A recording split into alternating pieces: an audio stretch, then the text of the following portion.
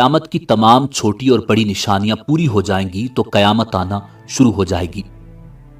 قیامت کی ابتدا نفخ سور سے ہوگی، جس کے بارے میں امام الانبیاء جناب محمد الرسول اللہ صلی اللہ علیہ وآلہ وسلم نے ارشاد فرمایا، اللہ تعالیٰ کے 4 مقرب فرشتوں میں سے حضرت اسرافیل علیہ السلام سور منہ میں لیے اپنی پیشانی جھکائے کان اللہ تعالیٰ کے حکم پر لگائے ہوئے ہیں۔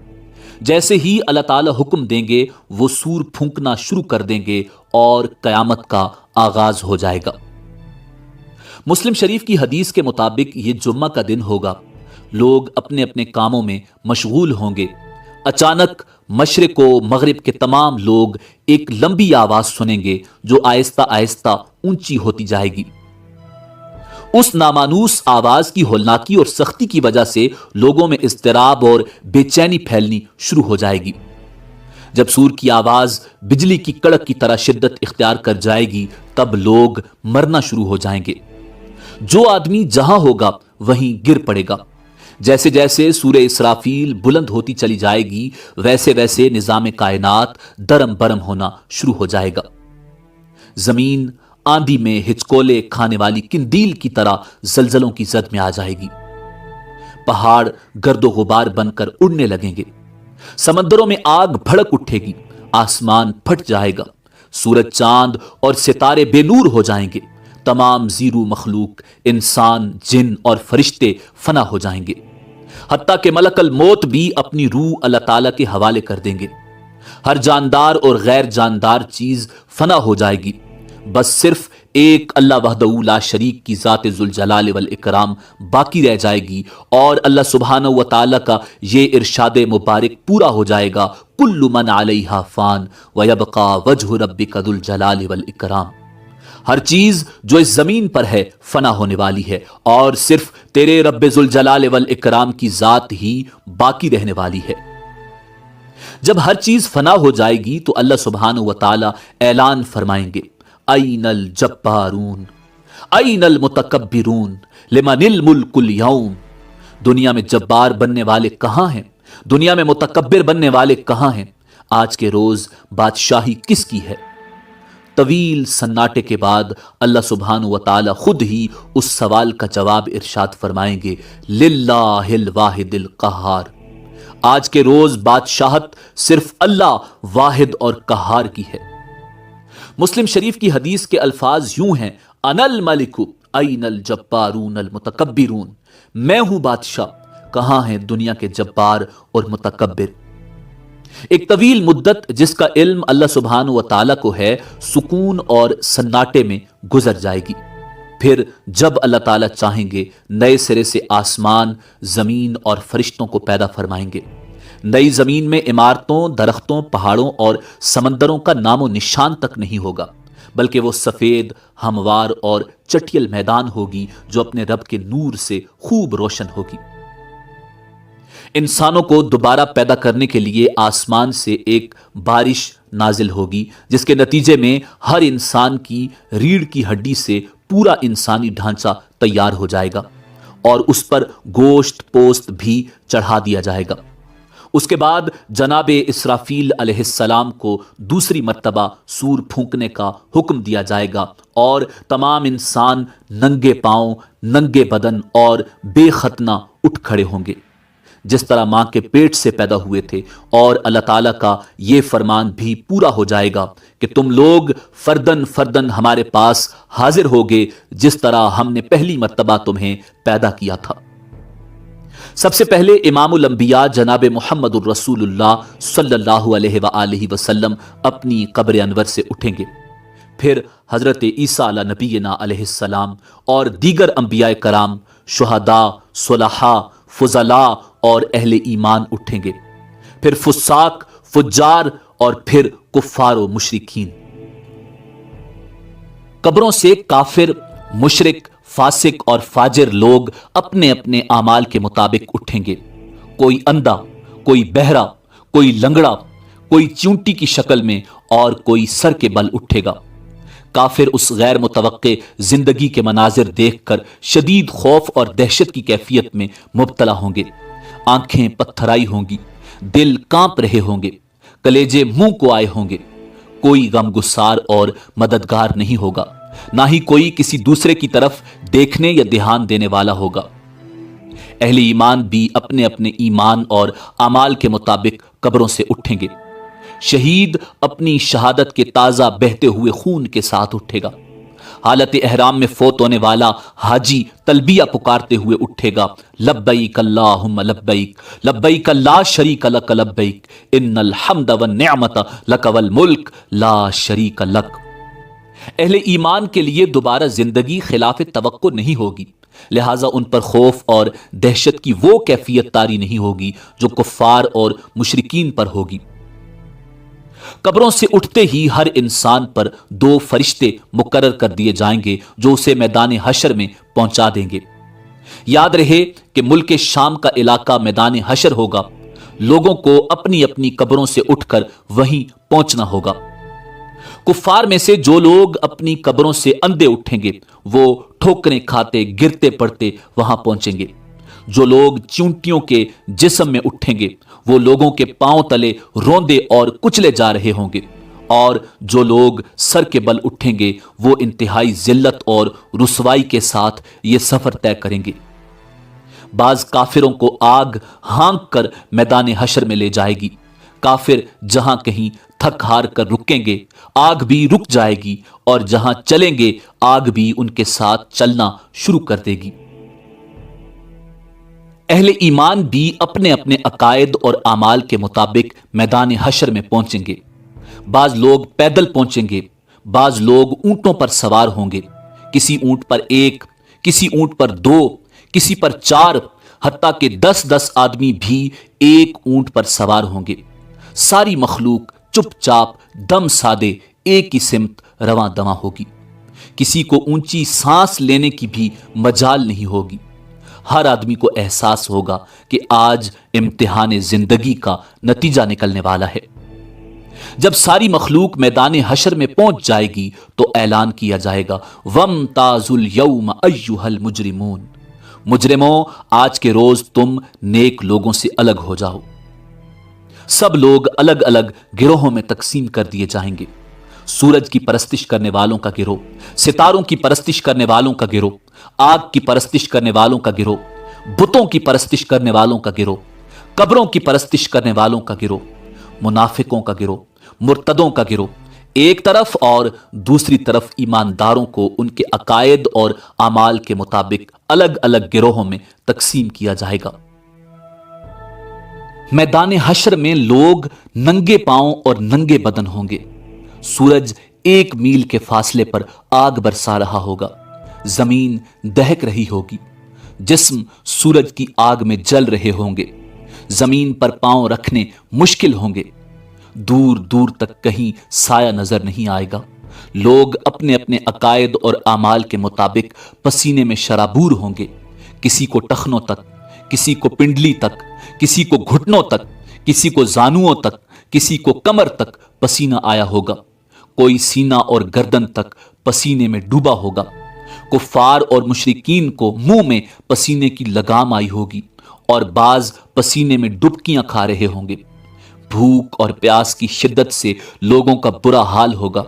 بھوک، پیاس اور شدید گرمی کی حالت میں لوگ 50,000 سال تک کھڑے رہیں گے اور تنگ آ کر اللہ تعالیٰ سے دعا کریں گے، یا اللہ ہمیں اس مصیبت سے نجات دلا، خواہ جہنم میں بھیج دے۔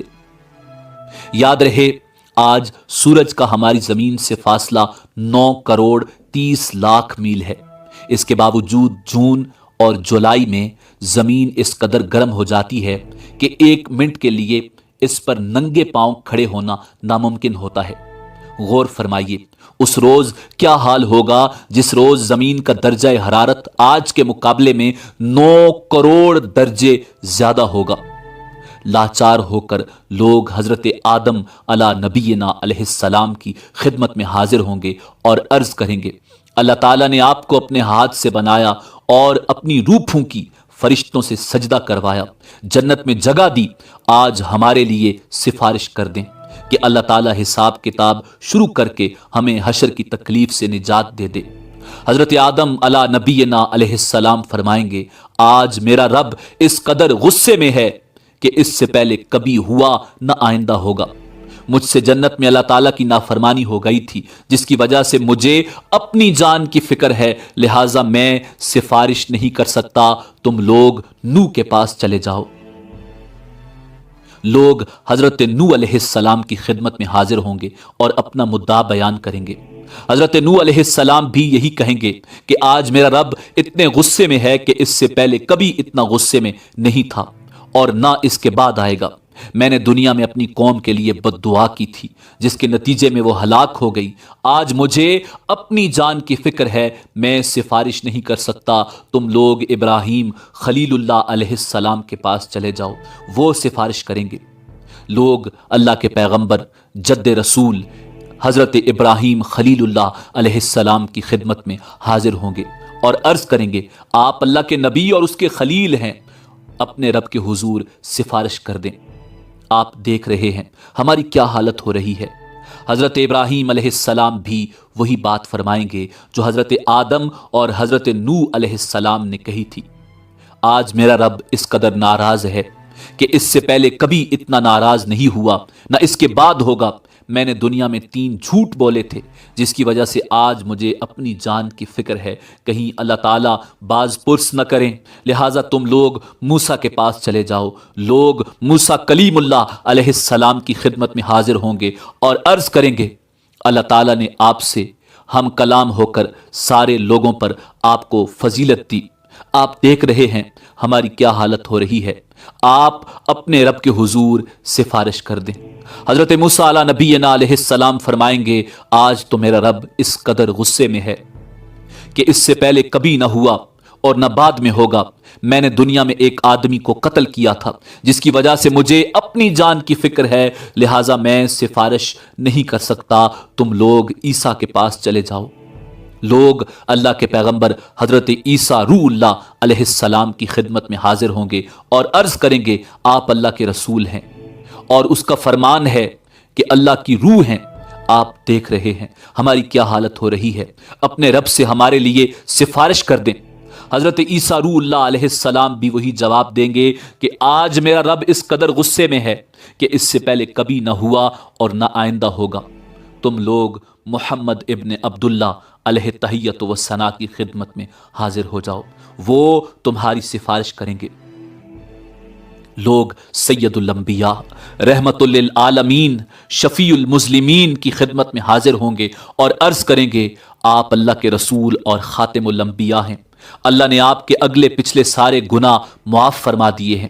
آپ دیکھ رہے ہیں ہماری کیا حالت ہو رہی ہے، اپنے رب کے حضور سفارش کر دیجئے کہ وہ ہمارے حساب کتاب کا آغاز فرمائے۔ رسول رحمت صلی اللہ علیہ وآلہ وسلم فرمائیں گے، ہاں آج کے روز سفارش کے لائق میں ہی ہوں۔ چنانچہ آپ صلی اللہ علیہ وآلہ وسلم کو میدان حشر سے شفاعت کے بلند ترین مقام محمود پر پہنچا دیا جائے گا، جو جنت میں عرش الہی کے نیچے ہوگا۔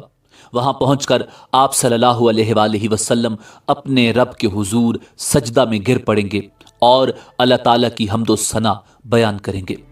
پھر جب اللہ تعالیٰ کا غصہ کم ہوگا تو خالق کائنات ارشاد فرمائے گا، اے محمد سر اٹھاؤ اور سوال کرو، دیے جاؤ گے، سفارش کرو، قبول کی جائے گی۔ یہی شفاعت کبریٰ ہوگی۔ شفاعت کبریٰ کی منظوری کے بعد رسول اکرم صلی اللہ علیہ وآلہ وسلم مقام محمود سے میدان حشر میں واپس تشریف لائیں گے۔ اس کے بعد حق تعالی فرشتوں کی میت میں میدان حشر میں نزول اجلال فرمائیں گے۔ فرشتے زمین کے دور و نزدیک کناروں پر صف بستہ کھڑے ہوں گے۔ 8 فرشتوں نے اللہ تعالیٰ کا عرش تھام رکھا ہوگا۔ عدالت الہی قائم ہو جائے گی۔ ملائکہ، انبیاء، اولیاء اور صلحاء کو بطور گواہ طلب کر لیا جائے گا۔ فرشتوں کو حکم ہوگا کہ وہ لوگوں میں ان کے نامہ اعمال تقسیم کر دیں۔ اہل ایمان کو سامنے سے اور دائیں ہاتھ میں نامہ اعمال دیا جائے گا اور کفار و مشرکین کو پشت کی طرف سے بائیں ہاتھ میں نامہ اعمال دیا جائے گا۔ نامہ اعمال پر نظر ڈالتے ہی ہر آدمی کے سامنے اس کی ساری زندگی پیش ہو جائے گی۔ بھولے بسرے ماضی کی ساری یادیں تازہ ہو جائیں گی۔ اہل ایمان کے روشن چہرے کچھ اور بھی روشن اور تر و تازہ ہو جائیں گے، اور وہ خوشی خوشی دوسروں کو اپنا اعمال نامہ دکھائیں گے اور کہیں گے ہا امقرؤ کتابیہ، لوگو آؤ میرا نامہ اعمال پڑھو۔ کفار و مشرکین کے چہروں کی سیاہی میں اور بھی کچھ اضافہ ہو جائے گا، ذلت ان کے چہروں پر چھا جائے گی، حسرت و ندامت سے وہ اپنے ہاتھوں کو چبائیں گے اور کہیں گے کاش میں اپنا نامہ اعمال نہ دیکھتا، یا لیتنی لم اوت کتابیہ، میں اپنا نامہ اعمال نہ دیکھتا، مجھے اپنا نامہ اعمال نہ دیا جاتا، ولم ادری ما حسابیہ، اور کاش میں نہ جانتا کہ میرا حساب کیا ہے۔ کفار و مشرکین بار بار اپنے نامہ اعمال کو دیکھیں گے اور تعجب سے کہیں گے کہ یہ کیسا عجیب و غریب نامہ اعمال ہے جس میں ہر چھوٹا بڑا عمل لکھا ہوا موجود ہے۔ یا ویلتا ما لہذا الکتاب لا یغادر صغیرۃ ولا کبیرۃ الا احصاها، ہائے ہماری کمبختی، یہ نامہ اعمال کیسا ہے، کوئی چھوٹے سے چھوٹا یا بڑے سے بڑا عمل ایسا نہیں جو اس میں شامل نہ ہو۔ اعمال ناموں کی تقسیم کے بعد سوال و جواب کا سلسلہ شروع ہوگا۔ اللہ سبحانہ و تعالی جس سے چاہیں گے بغیر کسی ترجمان کے براہ راست سوال کریں گے۔ سب سے پہلے مشرکوں سے پوچھا جائے گا کہ انہوں نے شرک کیوں کیا۔ مشرک انکار کر دیں گے اور اللہ تعالیٰ کی قسم کھا کر کہیں گے ہم نے تو کبھی شرک نہیں کیا، واللہ ربنا ما کننا مشرکین۔ اللہ تعالیٰ کرامن کاتبین کو گواہی کے لیے بلائیں گے، وہ مشرکوں کے شرک کی گواہی دیں گے، لیکن مشرک پھر انکار کر دیں گے۔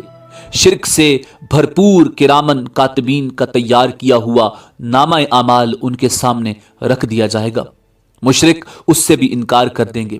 پھر اس دور کے انبیاء، علماء اور اولیاء کو گواہی کے لیے بلایا جائے گا تو وہ ان کے شرک کی گواہی دیں گے، لیکن مشرک اس سے بھی انکار کر دیں گے۔ پھر قبر یا مزار کی وہ جگہ جہاں شرک کیا جاتا تھا گواہی کے لیے لائی جائے گی، وہ بھی مشرکوں کے شرک کی گواہی دے گی، لیکن مشرک اس کا بھی انکار کر دیں گے اور اللہ تعالیٰ سے مخاطب ہو کر کہیں گے یا اللہ کیا تو نے اپنے بندوں کو ظلم سے پناہ نہیں دی؟ اللہ تعالیٰ ارشاد فرمائیں گے ہاں میں نے اپنے بندوں کو ظلم سے پناہ دی ہے۔ مشرک کہیں گے آج ہم اپنی ذات کے علاوہ کسی دوسرے کی گواہی کو تسلیم نہیں کریں گے۔ اللہ تعالیٰ ان کی زبانوں پر مور لگا دیں گے اور ان کے اعضاء کو بولنے کا حکم دیں گے، تب مشرکوں کے اعضاء گواہی دیں گے کہ ہاں واقعی یہ شرک کرتے تھے، اور یوں ان پر جہنم واجب ہو جائے گی۔ مشرک اپنے اعضاء کو لعن طعن کریں گے کہ ہم تو تمہیں جہنم سے بچانے کی کوشش کر رہے تھے۔ جواب میں اعضاء کہیں گے جس اللہ نے تمہیں قوت گویائی عطا فرمائی ہے اس نے ہمیں بولنے کا حکم دیا تھا، ہم کیسے انکار کر سکتے تھے۔ ایک منافق سے اللہ تعالیٰ سوال کریں گے کیا میں نے تجھے دنیا میں عزت، حکومت، اہل و عیال اور مال و دولت نہیں دیا تھا؟ وہ عرض کرے گا کیوں نہیں یا اللہ، سب کچھ دیا تھا۔ اللہ تعالیٰ دوسرا سوال پوچھیں گے کیا تجھے یقین تھا کہ قیامت آئے گی اور اللہ تعالیٰ کے سامنے جواب دہی ہوگی؟ منافق کہے گا ہاں یا رب مجھے یقین تھا، میں نے تیرا کلمہ پڑھا، تیری کتاب پر ایمان لایا، تیرے رسول پر ایمان لایا، نماز پڑھی، روزے رکھے، زکوٰۃ دی۔ منافق اپنی تعریفیں کرنے میں پورا زور بیان صرف کر دے گا۔ اللہ تعالیٰ ارشاد فرمائیں گے اچھا ذرا ٹھہرو، ہم کچھ اور گواہ لاتے ہیں۔ منافق اپنے دل میں سوچے گا کہ میں تو مسلمانوں کے ساتھ مل کر نماز روزہ کرتا رہا، آج میرے خلاف گواہی کون دے گا؟ اللہ تعالیٰ اس کے منہ پر مہر لگا دیں گے اور اس کی ران کو بولنے کا حکم دیں گے، چنانچہ اس کی ران، اس کے بدن کا گوشت، اس کے بدن کی ہڈیاں اور اس کے جسم کا رواں رواں اس کے نفاق کی گواہی دے گا کہ ایک طرف تو یہ نماز روزہ کرتا رہا اور دوسری طرف کفار سے دوستی پر نازاں تھا اور ان کے مفادات کا تحفظ کرتا رہا، مسلمانوں کو دھوکہ دیتا رہا اور ان سے غداری کرتا رہا۔ اللہ تعالیٰ اس پر سخت غضبناک ہوں گے اور اس پر جہنم واجب ہو جائے گی۔ اہل ایمان سے سوال و جواب کا انداز بالکل مختلف ہوگا۔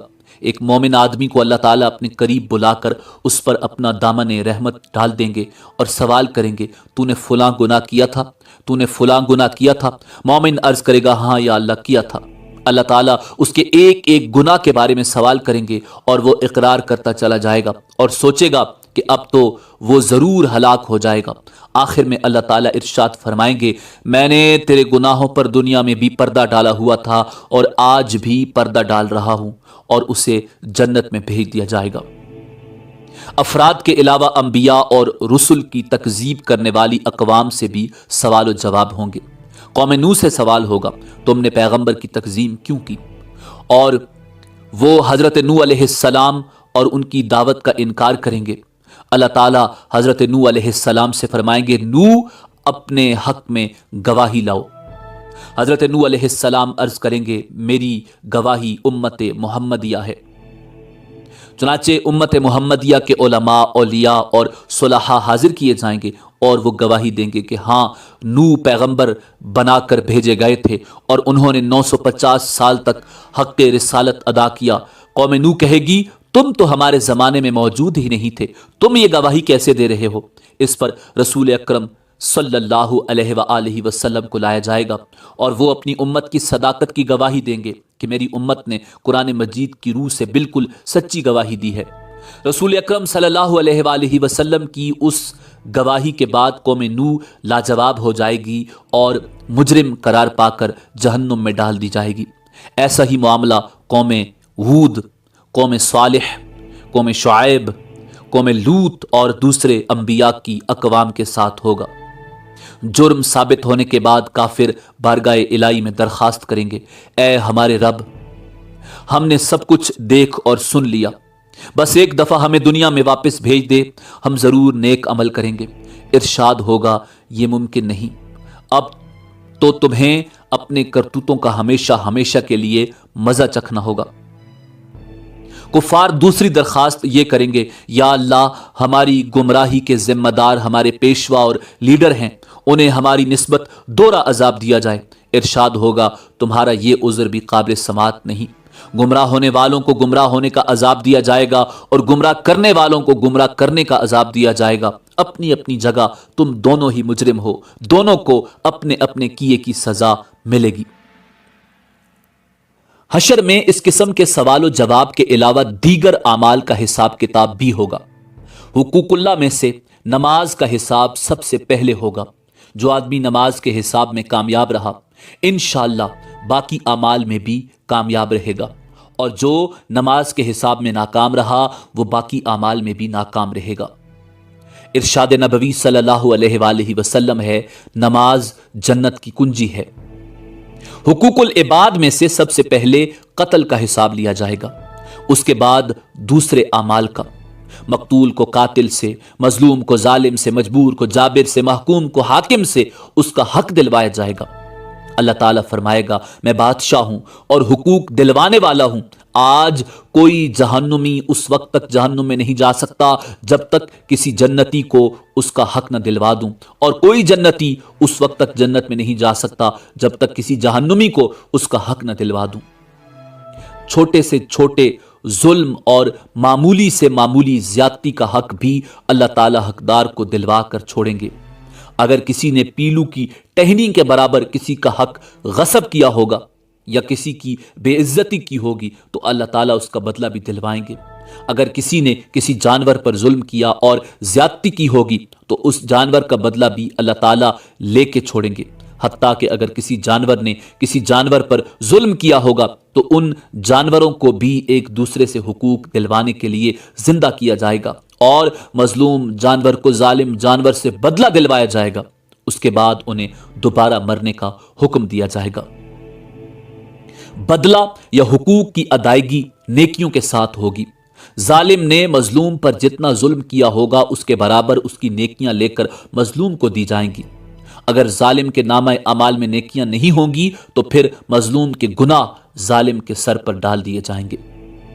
حقوق لینے اور دینے کے بعد تمام انسانوں کے نامہ اعمال اپنی آخری شکل میں وزن ہونے کے لیے تیار ہو جائیں گے اور اتمام حجت کے لیے میزان قائم کیا جائے گا۔ میزان میں جن لوگوں کی نیکیوں کا پلڑا بھاری ہوگا وہ کامیاب قرار پائیں گے اور جنت میں جائیں گے، اور جن کی برائیوں کے پلڑے بھاری ہوں گے وہ جہنم میں جائیں گے۔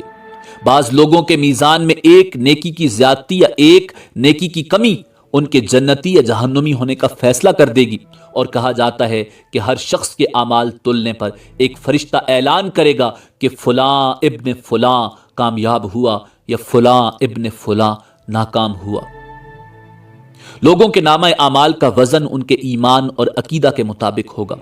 کفار، مشرکین، مرتدین اور منافقین کے ڈھیروں نیک اعمال کا وزن ذرہ برابر نہیں ہوگا، جبکہ ایک مومن آدمی کے نامہ اعمال میں 99 گناہوں سے بھرے ہوئے رجسٹر ہوں گے۔ اللہ تعالیٰ کے سوالوں کے جواب میں وہ اپنے گناہوں کا اعتراف کرے گا۔ اللہ تعالیٰ فرمائیں گے اس کے اعمال میزان میں تولے جائیں، نیکیوں کے پلڑے میں ایک چھوٹا سا کاغذ رکھ دیا جائے گا جس پر کلمہ توحید لکھا ہوگا۔ وہی کلمہ توحید اس کے گناہوں سے بھرے 99 رجسٹروں پر بھاری ہو جائے گا اور وہ جنت میں چلا جائے گا۔ میزان ان 3 جگہوں میں سے ایک ہے جس کے بارے میں اللہ تعالیٰ کے رسول امام الانبیاء جناب محمد الرسول اللہ صلی اللہ علیہ وآلہ وسلم نے ارشاد فرمایا کہ وہاں کوئی آدمی کسی دوسرے آدمی کو یاد نہیں کرے گا، نہ اس کی مدد کرے گا، نہ اس کے کام آئے گا۔ اگر کسی آدمی کی ایک نیکی میزان میں کم ہو گئی تو سارے میدان حشر میں کوئی بھی اسے ایک نیکی دینے کے لیے تیار نہیں ہوگا، نہ بیٹا، نہ بیٹی، نہ بیوی، نہ کوئی دوست، نہ کوئی پیر و مرشد، نہ کوئی رشتہ دار، بلکہ سب ایک دوسرے سے دور بھاگیں گے۔ سب سے آخری اور مشکل ترین مرحلہ صراط کا ہوگا۔ ہر آدمی کو پل صراط سے ہی گزر کر جنت میں جانا ہوگا۔ پل صراط بال سے باریک اور تلوار کی دھار سے زیادہ تیز ہوگا، جسے جہنم کے اوپر رکھا جائے گا اور لوگوں کو اس سے گزرنے کا حکم دیا جائے گا۔ گزرنے سے پہلے پورے میدان حشر میں ہر طرف مکمل تاریکی اور اندھیرا چھا جائے گا۔ ہر آدمی کو اس کے عقیدہ اور اعمال کے مطابق صراط سے گزرنے کے لیے نور دیا جائے گا۔ اہل ایمان کو 2 نور کی مشلیں دی جائیں گی، بعض کو ایک مشل دی جائے گی، بعض لوگوں کو ٹمٹماتے چراغ کی روشنی دی جائے گی، حتیٰ کہ سب سے کم درجہ اس شخص کا ہوگا جس کے پاؤں کے انگوٹھے پر روشنی ہوگی۔ اہل ایمان پل صراط سے گزرتے ہوئے اللہ تعالیٰ سے دعا مانگیں گے، ربنا اتمم لنا نورنا واغفر لنا انک علی کل شیء قدیر۔ اے ہمارے پروردگار، ہمارا نور آخر دم تک قائم رہے، ہمیں بخش دے، بے شک تو ہر چیز پر قادر ہے۔ بعض اہل ایمان بجلی کی تیزی کے ساتھ پل صراط عبور کریں گے، بعض ہوا کی تیزی کے ساتھ، بعض تیز رو گھوڑوں کی رفتار سے اور بعض اونٹوں کی رفتار سے عبور کریں گے۔ بعض لوگ دوڑتے ہوئے، بعض لوگ عام چال سے اور بعض سست روح ہوں گے، بعض گرتے پڑتے، ٹھوکریں کھاتے اور زخمی ہوتے عبور کریں گے۔ پل صراط کے دونوں طرف خودکار کنڈے یعنی ہکس لگے ہوں گے جو اللہ تعالیٰ کے حکم کے مطابق بعض لوگوں کے چلنے میں صرف رکاوٹ ڈالیں گے، بعض لوگوں کو پل کے اوپر ہی بار بار گراتے رہیں گے، بعض لوگوں کو صرف زخمی کریں گے اور بعض کو کھینچ کر جہنم میں ڈال دیں گے۔ کچھ لوگ چند قدم ہی چلیں گے تو انہیں جہنم میں گرا دیا جائے گا، بعض لوگ کچھ فاصلہ طے کر لیں گے تو جہنم میں گرا دیے جائیں گے، بعض لوگ نصف فاصلہ طے کرنے کے بعد گرائے جائیں گے، بعض صراط عبور کرنے کے قریب ہوں گے تو گرا دیے جائیں گے۔ انسان کے اعمال صالحہ صراط پر نہ صرف نور مہیا کریں گے بلکہ انسان کی حفاظت بھی کریں گے، اور کہا جاتا ہے کہ قربانی کے جانور سواریوں کا کام دیں گے۔ صراط سے گزرنے کا منظر اس قدر ہولناک ہوگا کہ کسی کی زبان سے کوئی بات نہیں نکلے گی، صرف انبیاء کرام کی زبان سے یہ آواز سنائی دے گی، رب سلم رب سلم، یا اللہ ہمیں بچا لے، یا اللہ ہمیں بچا لے۔ صراط سب سے پہلے رسول کریم نبی محتشم صلی اللہ علیہ وآلہ وسلم اور آپ کی امت عبور کرے گی، بعد میں دیگر انبیاء اور ان کی امتیں عبور کریں گی۔ صراط عبور کرنے کے بعد تمام اہل ایمان پل صراط کے آخری حصے میں روک لیے جائیں گے، اور جن مسلمانوں کے درمیان کوئی غلط فہمی یا گلہ شکوہ، غصہ یا ناراضگی ہوگی وہ دور کی جائے گی۔ جب سارے اہل ایمان مکمل طور پر پاک اور صاف ہو جائیں گے تب انہیں جنت میں داخل ہونے کی اجازت دی جائے گی۔ نبی کریم رؤوف الرحیم امام الانبیاء جناب محمد الرسول اللہ صلی اللہ علیہ وآلہ وسلم جنت کے دروازے پر تشریف لائیں گے۔ دروازہ کھلے گا، آپ اپنی امت سمیت جنت میں قدم رنجا فرمائیں گے۔ جنت میں داخل ہونے کے بعد آپ کو اپنی امت کی فکر لاحق ہوگی، آپ اپنی امت کا حال دریافت فرمائیں گے۔ جب آپ کو معلوم ہوگا کہ بے شمار امتی جہنم میں ہیں تو آپ اللہ کے حضور سجدہ میں گر پڑیں گے، اللہ تعالیٰ کی حمد و ثنا کر کے سفارش کی اجازت طلب کریں گے۔ طویل مدت سجدہ میں گزارنے کے بعد حکم ہوگا، اے محمد جاؤ، آپ کی امت میں سے جن کے دل میں جو کے دانے کے برابر ایمان ہے انہیں جہنم سے نکال کر جنت میں داخل کر دو۔ رسول کریم صلی اللہ علیہ وآلہ وسلم فرشتوں کو لے کر اپنی امت کے برگزیدہ افراد کے ساتھ جہنم کے کنارے تک جائیں گے اور فرمائیں گے، اپنے اپنے اعزاء و اقارب اور اپنی اپنی جان پہچان کے افراد کی نشانی بتاؤ تاکہ فرشتے انہیں نکال لائیں۔ چنانچہ ایسے لوگ جن کے دل میں جو کے دانے کے برابر ایمان ہوگا جہنم سے نکال کر جنت میں لے جائیں گے۔ اس وقت آپ صلی اللہ علیہ وآلہ وسلم کی امت اہل جنت کا 1/4 ہوگی۔ آپ کی سفارش دیکھ کر دیگر انبیاء کرام بھی اپنی اپنی امتوں کی سفارش کریں گے۔ امت محمدیہ کے شہداء، علماء، اولیاء اور صلحاء کو بھی شفاعت کی اجازت دی جائے گی، اور وہ بھی اپنے اپنے اعزاء و اقارب اور جان پہچان کے لوگوں کی سفارش کر کے انہیں جہنم سے نکلوا کر جنت میں لے جائیں گے۔ رسول کریم صلی اللہ علیہ وآلہ وسلم جنت میں واپس پہنچ کر پھر امت کے بارے میں سوال کریں گے، اب میری امت میں سے کتنے آدمی جہنم میں باقی ہیں؟ آپ کو بتایا جائے گا کہ ابھی تو ہزارہ تعداد میں لوگ جہنم میں ہیں۔ آپ پھر سفارش کے لیے سجدہ میں گر پڑیں گے۔ اذن شفاعت ملے گا کہ آپ کی امت کے وہ افراد جن کے دل میں چونٹی یا رائی کے برابر ایمان ہے انہیں بھی نکال لاؤ۔ آپ حسب سابق امت کے علماء و اولیاء صلحاء کو ساتھ لے کر جہنم کے کنارے پہنچیں گے اور رائی کے برابر ایمان والوں کو جہنم سے نکال کر جنت میں لے جائیں گے۔ تب آپ کی امت اہل جنت کی 1/3 ہو جائے گی۔ آپ پھر استغفار فرمائیں گے، میری امت کے کتنے افراد ابھی جہنم میں ہیں؟ آپ کو بتایا جائے گا ابھی تو ہزاروں امتی جہنم میں ہیں۔ آپ اذن شفاعت کے لیے پھر سجدہ ریز ہو جائیں گے، اللہ تعالیٰ کی حمد و ثنا کریں گے۔ آپ کو پھر اذن شفاعت ملے گا کہ چونٹی یا رائی سے کم درجہ کے ایمان والوں کو بھی جہنم سے نکال لاؤ۔ اذن شفاعت ملنے پر آپ پھر فرشتوں کی میت میں اپنی امت کے علماء، فضلاء اور اولیاء و صلحاء کے ساتھ جہنم کے کنارے پہنچیں گے اور امت کے ان افراد کو بھی جہنم سے نکلوائیں گے جن کے دل میں رائی سے بھی کم درجہ کا ایمان ہوگا۔ تب آپ کی امت اہل جنت کی نصف تعداد کے برابر ہو جائے گی۔ چوتھی مرتبہ پھر رسول اکرم صلی اللہ علیہ وآلہ وسلم ان لوگوں کے لیے اذن شفاعت طلب کریں گے جنہوں نے ساری زندگی میں صرف ایک بار لا الہ الا اللہ پڑھا ہوگا۔ اللہ تعالیٰ ارشاد فرمائیں گے، میری عزت، عظمت، جلال اور کبریائی کی قسم، جس نے لا الہ الا اللہ کہا ہے اسے میں خود جہنم سے نکالوں گا۔ چنانچہ آخر میں اللہ تعالیٰ خود ان لوگوں کو جہنم سے نکال کر جنت میں داخل فرمائیں گے جنہوں نے لا الہ الا اللہ کہا ہوگا۔ جنتی لوگ اس آخری گروہ کو اتقاء الرحمن یعنی رحمان کے آزاد کردہ کہہ کر پکاریں گے۔ شفاعت کا سلسلہ جب مکمل ہو جائے گا اور تمام اہل جنت جنت میں داخل ہو جائیں گے، تب اہل جنت میں اپنی اولادوں اور عزیز و اقارب سے ملنے کا تجسس پیدا ہوگا اور وہ ان کے ملنے اور انہیں دیکھنے کی خواہش کا اظہار کریں گے۔ ارشاد باری تعالیٰ ہوگا کہ اولادوں کو ان کے والدین کے ساتھ ملا دیا جائے۔ چنانچہ تمام اہل جنت کے اہل و عیال کو ایک جگہ اکٹھا کر دیا جائے گا۔ اہل جنت کے جنت میں آباد ہو جانے کے بعد اور اہل جہنم کے جہنم میں پہنچنے کے بعد سب کو آواز دی جائے گی، اے اہل جنت جنت کے کنارے پر آ جاؤ، اے اہل جہنم جہنم کے کنارے پر آ جاؤ۔ دونوں فریق جب کناروں پر پہنچیں گے، ایک سفید مینڈا لایا جائے گا جس کے بارے میں سوال کیا جائے گا، اے اہل جنت، اے اہل جہنم، بتاؤ یہ کون ہے؟ کہیں گے یا اللہ یہ موت ہے۔ اس کے بعد اللہ تعالیٰ اس مینڈے کو ذبح کرنے کا حکم دیں گے۔ مینڈے کو ذبح کرنے کے بعد اعلان کر دیا جائے گا، اے جنت والو، تمہارے لیے ہمیشہ ہمیشہ کے لیے جنت ہے، تمہیں کبھی موت نہیں آئے گی، اور اے جہنم والو، تمہارے لیے ہمیشہ ہمیشہ کی جہنم ہے، تمہیں بھی کبھی موت نہیں آئے گی۔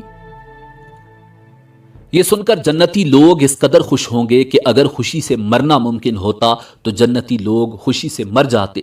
جہنمی یہ اعلان سن کر اس قدر مغموم ہوں گے کہ اگر غم سے مرنا ممکن ہوتا تو جہنمی لوگ غم سے مر جاتے۔ آخرت کے شدید مصائب و آلام کے مقابلے میں دنیا کے مصائب و آلام نہ صرف عارضی بلکہ بہت ہی کم تر درجے کے ہیں۔ آخرت کی لازوال اور ابدی نعمتوں کے مقابلے میں دنیا کی نعمتیں بالکل عارضی اور کم تر درجے کی ہیں۔ پس عقل مند لوگ وہی ہیں جو نہ تو دنیا کے مصائب و آلام سے گھبرا کر اللہ اور اس کے رسول کی نافرمانی میں پڑیں اور نہ ہی دنیا کی رنگینیوں کے فریب میں مبتلا ہو کر اللہ اور اس کے رسول کو ناراض کر بیٹھیں، بلکہ دونوں حالتوں میں ان کی نگاہ آخرت کے آنے والے مراحل پر رہے۔ حضور نبی کریم صلی اللہ علیہ وآلہ وسلم سے دریافت کیا گیا، یا رسول اللہ، مومنوں میں سب سے زیادہ عقل مند کون ہے؟ آپ نے ارشاد فرمایا، جو موت کو زیادہ یاد کرتا ہو اور جو موت کے بعد آنے والے وقت کے لیے اچھی طرح تیاری کرتا ہو، وہ سب سے زیادہ عقل مند ہے۔ ناظرین، آخر میں اس بات کی وضاحت ضروری ہے کہ نفخ اولا سے لے کر جنت یا جہنم میں داخل ہونے تک کے تمام واقعات اور مراحل کی ترتیب کا ٹھیک ٹھیک تعین کرنا بہت مشکل ہے۔ اسی امید کے